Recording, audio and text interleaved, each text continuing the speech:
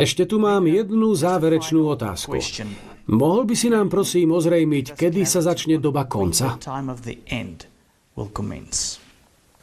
Nuž, ak chcete vedieť o dobe konca, musíte sa opäť vrátiť k tejto knihe. Ak pozorne čítate 12. kapitolu knihy Daniel, v podstate sa tam dočítate, kedy začína doba konca. A doba konca podľa Daniela 12 začína na konci obdobia 1260 dní. To je obdobie, ktoré reformátori na základe princípu deň za rok identifikovali ako obdobie pápežskej nadvlády.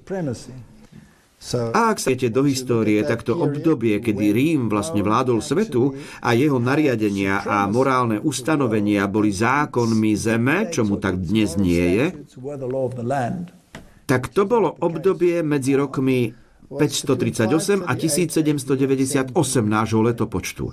V roku 1798 bola politická moc rímsko-katolíckej cirkvi odňatá a ona stratila svoj politický status šelmy a stala sa len ženou, cirkvou.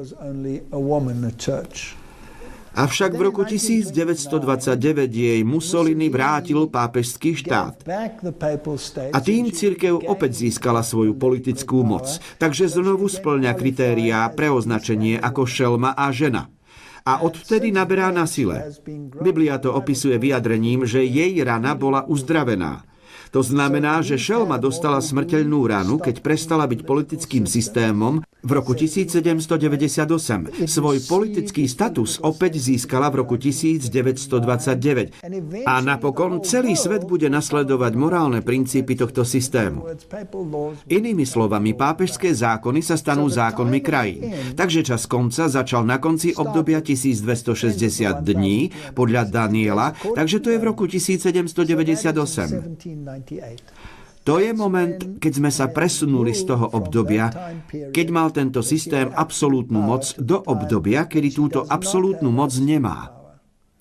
A potom sa opäť posunieme do obdobia, kedy znovu nadobudne svoju moc.